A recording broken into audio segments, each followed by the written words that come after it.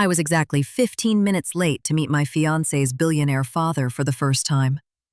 On the way there, I gave my lunch and hot coffee to an old man shivering on a freezing sidewalk in downtown Philadelphia. I walked into the private dining room of the most exclusive restaurant in the city, expecting a cold lecture about punctuality. Instead, I walked straight into an ultimatum that would cost me my family legacy.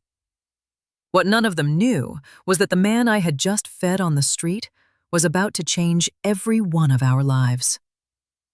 Before I continue, tell me where you're watching from, and if you've ever had to stand up to people who thought kindness meant weakness. Stay with me. My name is Amara. I'm 35 years old, and I run a community kitchen in North Philadelphia. That night, I pushed through the heavy walnut doors of the Blackstone room breathless, chilled to the bone, and still carrying traces of flour and flower petals on the hem of my coat from the delivery crates I had unloaded earlier that morning. I started apologizing the second I entered. I had rehearsed my greeting to Adrian's father all the way across town. I wanted to sound composed, intelligent, worthy. Instead, the room met me with silence so sharp it felt like judgment made physical. Adrian's sister, Vanessa, sat in a dark green silk dress, her diamond earrings catching the low light. Her gaze dropped to my scuffed boots with open disgust. "Did you come straight from the shelter kitchen, Amara?" she asked, curling her lip. "Please tell me no one paid for her valet." Her husband, Malcolm Reed, Adrian's business partner and the co-founder of their development company, laughed into his scotch and muttered something about cheap fryer grease killing his appetite. I ignored them and looked at Adrian. We had been together for 3 years. I expected him to stand, to greet me, to say something, anything that might steady the room. He didn't. He stayed seated, expression flat, and reached into his jacket. He pulled out a thick envelope and slid it across the polished table toward me. "Sign it," he said. I stared at him. "What is this?" "A standard prenup," he replied, adjusting his cufflinks. "And a deed transfer. Malcolm and I need the lot your kitchen sits on. It's the final parcel holding up our mixed-use tower. Sign tonight, and we can stop wasting time." For a moment, I thought I had misheard him. The lot? My kitchen? That building was not just real estate, it was my grandmother's life. She built it from nothing, feeding families when the city ignored our block, turning one old storefront into the only place in the neighborhood where no one was turned away hungry. When she died, I took over. For 5 years, I worked 12 and 14-hour days to keep it alive. Adrian knew that. He knew every struggle, every fundraiser, every unpaid bill I stretched, every child who ate there after school. And he was asking me to hand it over like it was a minor inconvenience. When I didn't reach for the papers, Adrian leaned forward. "Don't make this difficult, Amara," he said, his voice dropping. "You run a neighborhood kitchen. I'm offering you a life you could never build on your own. Sign the papers now, or the wedding is off." Vanessa smirked into her wine. Malcolm checked his watch like this was a boring delay in a routine transaction. I looked at the man I thought I was going to marry, and in that instant, I saw my mother's life replaying itself in front of me. My mother had once owned a thriving catering business in Baltimore. Then she married a wealthy man who promised safety and status, and slowly stripped her of both her business and her confidence. I grew up watching her ask permission to spend money she had once earned herself. I watched her shrink until she became a guest in her own life. I swore I would never become that woman. And now I was staring at the trap anyway. Adrian didn't want a partner. He wanted an acquisition. My life's work was just a parcel number on a map to him. He believed his money entitled him to my obedience, my gratitude, my history. I looked at the ring on my finger, and suddenly it felt less like a promise and more like a pair of polished handcuffs. The room held its breath. I thought about the seniors who came to my kitchen every evening, the school kids who showed up for meals and tutoring because nowhere else felt safe, the mothers who leaned on our pantry during the winter. Adrian was asking me to erase all of it so he and Malcolm could build luxury glass apartments for people who would never look at our block twice. My hands stopped shaking. I looked directly at him. "Are you going to sign?" Adrian said, tapping his pen. "Or are we done?" I thought about the man I had fed an hour earlier, the one on the corner with numb fingers and tired eyes, grateful for a sandwich and a cup of coffee. That 10-minute conversation had felt more human than this entire relationship suddenly did. I touched the envelope, then pushed it back toward Adrian. "No," I said. The word landed like a blade. Adrian stared at me as if I had spoken another language. Vanessa let out a sharp breath. Malcolm's face hardened. I slipped off my engagement ring and set it on top of the papers. "Keep it," I said quietly. "You're going to need the money more than I will." I picked up my coat and walked out. No tears, no raised voice, no defense.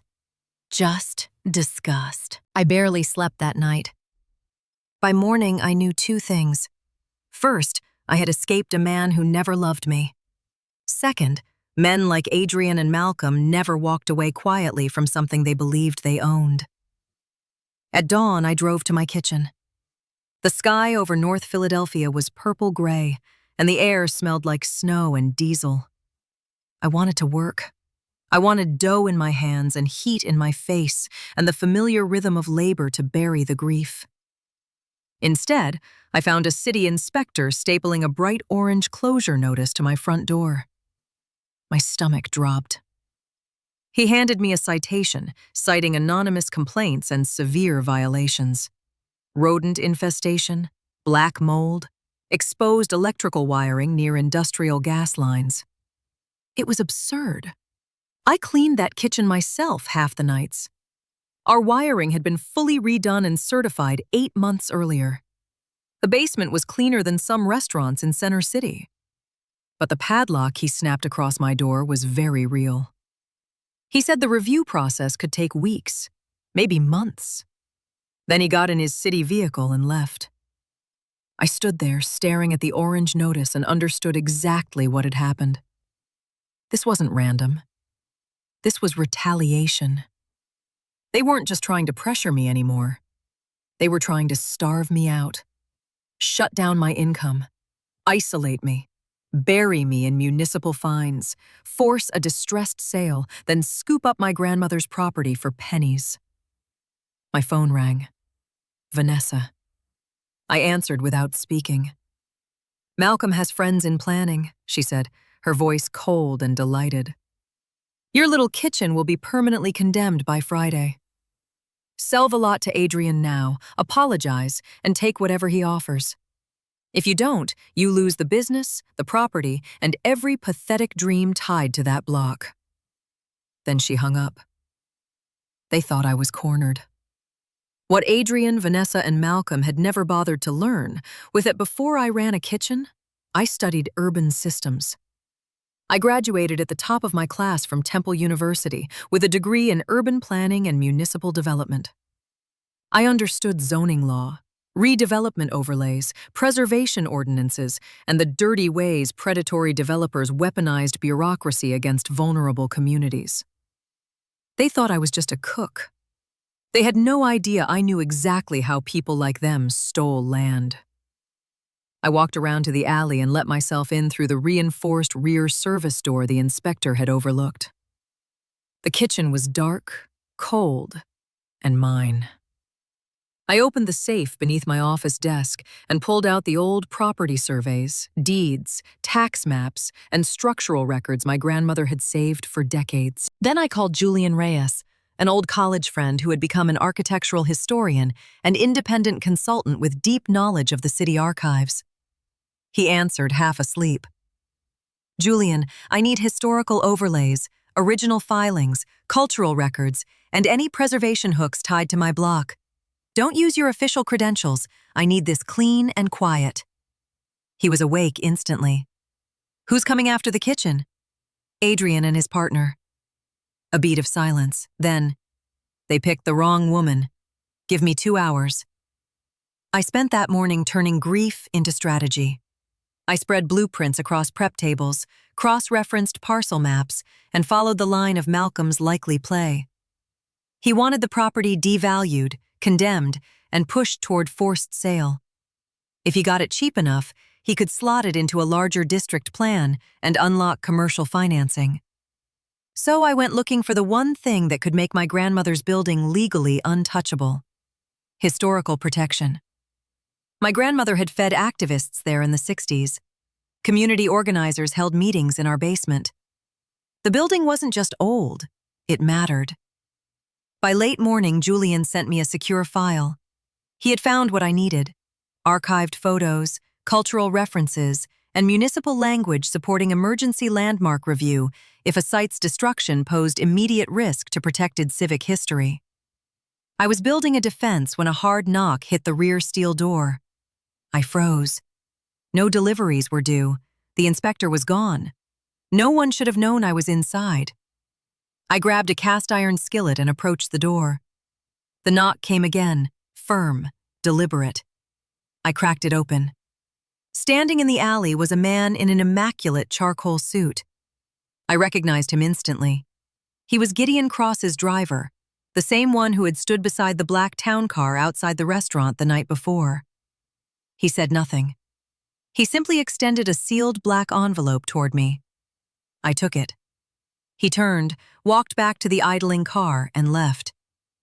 Inside the envelope was a silver flash drive and a cream card with sharp black handwriting. "They think I don't watch my own accounts. Play this at full volume." I stared at the note. The old man on the sidewalk, the billionaire patriarch. Gideon Cross had known exactly who I was when I entered that restaurant. I took the drive into my office, plugged it into my laptop, and opened the single audio file. The recording began with Malcolm's voice. "You said you had her under control, Adrian. You promised she'd sign last night. We're out of time." Then Adrian answered, and the sound of his panic made my skin go cold. I pushed her. She walked. "I didn't think she'd leave," Malcolm snapped back. "Leave what? You're broke, Adrian. We're both broke. Your father cut you and Vanessa off 2 years ago. You don't have a lifestyle. You have debt and a fake image." I gripped the desk. The lies kept coming apart. Adrian's expensive suits, their lavish dinners, the luxury. It was all leverage and smoke. Then Malcolm said the words that changed everything.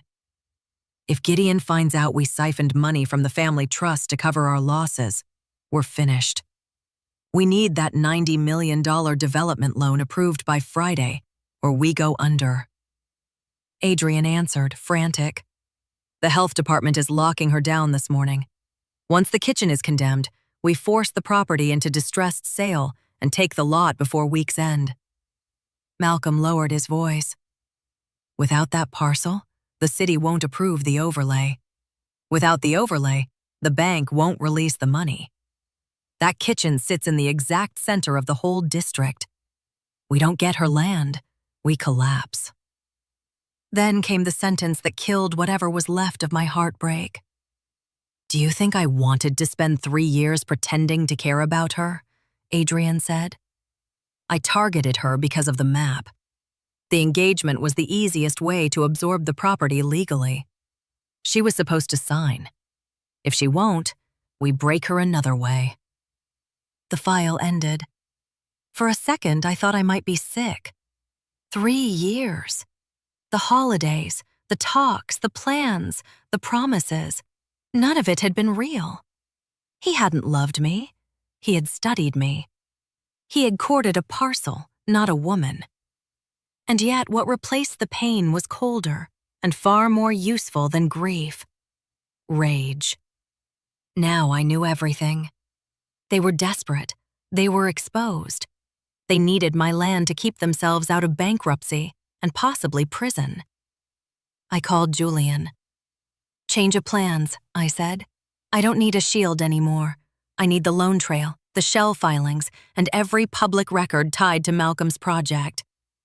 Before noon, I received another message from an unknown number, an address and a time 20 minutes away. It led me to a greasy little diner in an industrial stretch of South Philly. In the back booth sat Gideon Cross, dressed like the same man I had fed on the sidewalk. Flannel, work jacket, old beanie, black coffee in front of him. He pushed a mug toward me. "You didn't call the press," he said. "You didn't call my son screaming. You called for zoning records. You tapped my phone." A grim smile touched his mouth. "I monitor threats and opportunities. Adrian is a threat. You are an opportunity." Then he told me the rest. For years, he had tested people by stripping away his status and watching how they treated those they believed had no value. Servers, janitors, homeless men on winter corners. Adrian and Vanessa had failed those tests long ago. When he discovered they were draining a restricted philanthropic trust, he cut them off. They met Malcolm, a man shameless enough to build a firm on forged statements, bribery, and fraudulent collateral. And then, Gideon said, they found your block. He explained the parcel's importance. Without my property, their district plan died. Without the plan, the loan died. Without the loan, their hidden debt surfaced. I asked why he let them humiliate me at dinner. "Because I needed to see what you'd do under pressure," he said. "Whether you would sell your soul for comfort." You didn't. He slid a certified bank draft across the table. The amount was enough to restore my kitchen, fund operations for years, and expand. I pushed it back. "If I take that now, it muddies everything," I said. "If we do this, we do it clean." His eyes narrowed with interest. "You want them caught on record," I continued. "You want them to present false collateral themselves. You want the crime complete." Gideon nodded slowly. He needed bait. He wanted me to call Adrian, pretend the shutdown had broken me, and agree to sign the property over in public, where the bank officers and city people were already waiting to celebrate the supposed development win. Then he told me the rest of the trap. His legal team had prepared a deed package indistinguishable from a standard transfer agreement, except buried within the dense language was a preservation covenant tied to an expedited landmark action. The moment Adrian and Malcolm submitted it to the bank as clean commercial collateral, they would be committing textbook bank fraud using a legally protected historic site. I looked at Gideon and said, "When this is over, I don't want a donation. I want control of the block around my kitchen through a community trust. If your son's empire collapses, I want the people he tried to displace to own what rises from it." For the first time, the man actually laughed. "You're more dangerous than he ever understood," he said. "Done." I called Adrian from that diner and made my voice shake. "You win," I whispered. "The city is threatening an auction. I can't survive this. I'll sign. Just make it stop." His relief was instant, arrogant, disgusting. "I knew you'd come to your senses," he said. "We'll finalize at the Ashbourne Grand tomorrow night. The bank executives will already be there. Dress appropriately." The next 48 hours were theater. I boarded up the front windows of my kitchen while a black sedan idled half a block away watching. I moved slowly, shoulders slumped, letting them see what they wanted. A woman crushed by municipal force. I left Adrian trembling voicemails, begging for a number. I called Malcolm's office, sounding frightened by legal notices. I said the fines were going to ruin me. I said I was done fighting. While they celebrated, Gideon's lawyers moved in silence. Late Wednesday night, in a sealed basement office beneath a dry cleaner, I sat with his legal team as they walked me through every line of the poison pill deed. It looked perfect. Standard formatting, standard language. But the covenant was embedded and fatal. The city's landmark review had already been quietly accelerated using the historical record Julian found. The designation wasn't public yet, but it was valid and ready to detonate the moment the deed was processed. By Friday evening, I was ready. I put on an emerald gown. I walked into the Ashbourne Grand Hotel like I belonged there. The ballroom was all chandeliers, marble, old money, new ambition. Investors, developers, bankers, planners, the exact room Adrian and Malcolm needed to impress. I saw them near the central staircase. Vanessa glittered in diamonds I now knew had been bought with stolen trust money. Malcolm scanned the room like a predator searching for weakness. Adrian stood with a group of senior officers from Crestmark Continental Bank, smiling like a man already rich again. As I approached, I heard him say, "The South Ward acquisition is secured. Final title tonight, wire Monday. Demolition by month's end." Vanessa saw me first. Shock flashed across her face. Adrian turned and went pale. He rushed toward me, grabbing my elbow. "What are you doing? I told you to come through the service entrance." I pulled my arm away. "Don't touch me again," I said. Vanessa sneered at my dress. Malcolm asked if I had the deed. I held up the envelope and let my voice soften just enough to sell the role. "It's all here," I said. "You win. The city scared me. I can't fight anymore." Malcolm snatched the envelope from my hand without opening it. Of course he didn't. Men like him never imagine the trap is laid by someone they consider beneath them. Adrian pulled out a cashier's check and tried one last performance of mercy. "This is the best outcome for you," he said. "One day you'll thank me." I let the check fall to the floor. Malcolm strode back to the bankers and handed the envelope to the lead lender, a silver-haired executive named Mr. Harrington. "Here's the cleared title for the final parcel," Malcolm announced. You can proceed with the $90 million facility. The envelope changed hands. That was it. The crime was complete. I looked at Adrian and smiled. "I hope you read the addendums," I said quietly, "because you just handed a federal bank officer the deed to a protected historic landmark." His face emptied. Mr. Harrington opened the packet. Adrian reached for it too late. Page 1, fine. Page 2, fine. Page 3. He stopped breathing. Malcolm yanked the papers from him and scanned them. I watched the exact second he understood. "This is impossible," he said. "This designation would take months." "It took one day," I replied, "when the city learned the building was culturally significant and under threat." I addressed the banker directly. "That property cannot be demolished, altered, or used for commercial high-rise development. They presented it to your institution as clean redevelopment collateral." Mr. Harrington's expression darkened into fury. "You were going to secure a federal loan against restricted land?" he snapped. Malcolm called it a clerical issue. Adrian said I was vindictive. No one believed them. The investors began backing away. Vanessa finally lost control and screamed at me in the middle of the ballroom, threatening lawsuits, ruin, anything she could think of. I stood still. "Your father can't save you," I said. "Your money is gone. The trust you drained has already been traced." Adrian tried bargaining, then pleading, then offering triple the buyout. Too late. The ballroom doors opened, and Gideon Cross walked in with private security and 2 federal agents behind him. He didn't hurry. He didn't rage. He simply descended the staircase like judgment in a tuxedo. He stopped beside me, not his children. The room understood the message instantly. He took a microphone and addressed the crowd. "My son and daughter have used my name, my reputation, and stolen funds to project authority they do not possess," he said. "They were cut off 2 years ago after I discovered embezzlement from a restricted philanthropic trust.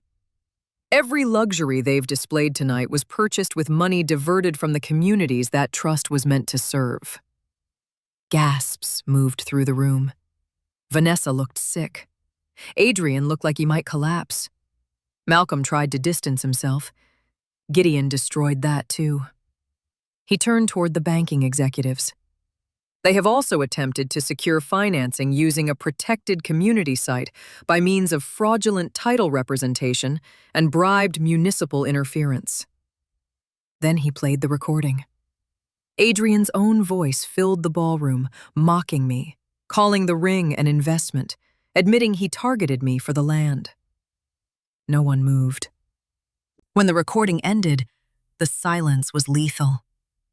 Vanessa broke first, trying to flee. Two men who had been laughing with her half an hour earlier blocked the exit, demanding answers about money and introductions and false promises. Malcolm turned on Adrian. Adrian turned on Malcolm. They started tearing each other apart in front of everyone. Then the agents stepped forward. Mr. Harrington formally stated his institution had been misled, with fraudulent collateral tied to federal lending procedures. The agents cuffed Malcolm first. Adrian fought for half a second, then folded. Vanessa wasn't arrested that night, but when the trust audit expanded, her role didn't stay hidden for long. As Adrian was being led away, he looked at me with the empty desperation of a man finally seeing the woman he had misjudged from the beginning. "Amara, please," he said. "Tell them this is a misunderstanding. Tell my father to stop." I looked at him without anger. "You told me I could never build a life like yours on my own," I said. "You were right. I built a better one." 6 months later, the city looked different. The charges stuck. Wire fraud, conspiracy, bank fraud, municipal bribery, trust embezzlement. Malcolm's firm imploded almost overnight. Investors ran.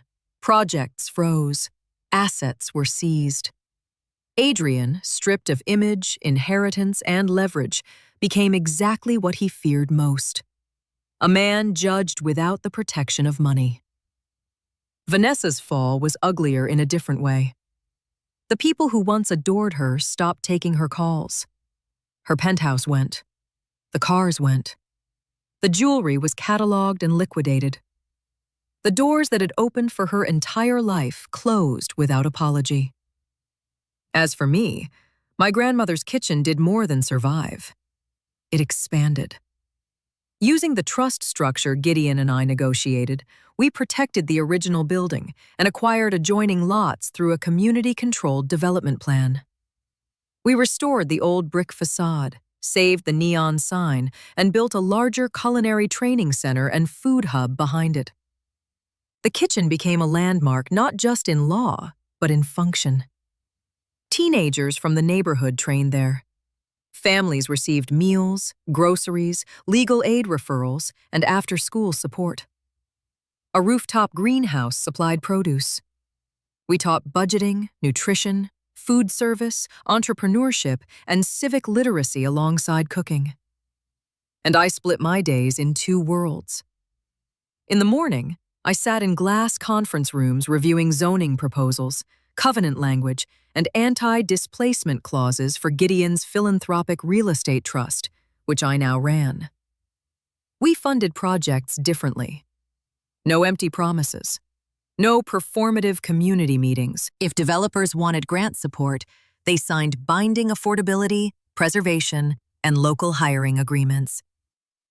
In the afternoon, I came back to the kitchen, tied on an apron, and worked the line. I never wanted to become the kind of person who only talks about communities from behind polished tables.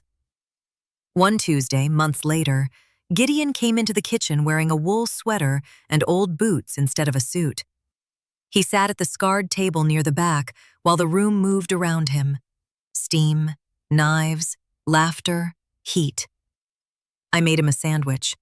Slow roasted beef, sharp provolone, caramelized onions, house jus, and black coffee. I set it down in front of him. He wrapped both hands around the mug and looked out across the room at the students, staff, and families moving through the building his son had once tried to erase. "The West Side housing proposal passed this morning," he said. "Your covenants held. They wanted the land. You made them build the units." I sat down opposite him. "They don't get public support without public obligations," I replied. He nodded, then took a bite of the sandwich and smiled in a way that no longer looked like strategy. "You transformed the trust in 6 months," he said. "More than Adrian did in years." "He wanted a kingdom," I said. "Kingdoms need people kept beneath them. I don't want subjects. I want ownership spread wide enough that no one like him can do this again." Gideon looked around the kitchen and said, "Then you've already won." Sometimes, late at night, when the ovens have cooled and the block is quiet, I stand outside and look at the old building. The orange closure notice is gone. The plywood is gone. In their place are warm lights, full tables, young cooks learning discipline, elders eating in dignity, and a future my grandmother would recognize. Adrian thought wealth was leverage. Malcolm thought law was a weapon reserved for people with money. Vanessa thought status was permanent. They were all wrong. Real power is knowing exactly who you are when someone richer tries to redefine you. Real wealth is protecting what feeds people. Real legacy is building something that cannot be bought out, bullied, or shamed into surrender. My name is Amara. I am a chef. I am an urban planner.